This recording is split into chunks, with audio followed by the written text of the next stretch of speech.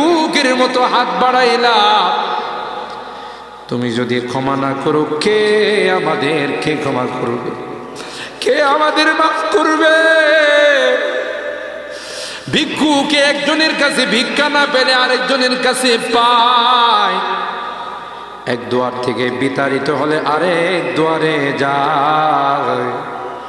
তোমার দরবার থেকে যদি মাহরুম হয়ে যায়, বিতাড়িত হয়ে যায়,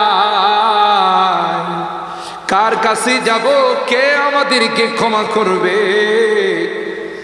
মালিক রে, কাঙ্গালের মতো হাত বাড়াইলাম, তাওবা করতেছি, আর জীবনে কোনোদিন নামাজ ছাড়ব না, আর জীবনে কোনো গুনাহ করব না,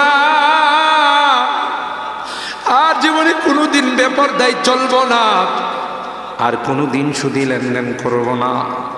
কিয়ামতের কঠিন ময়দানে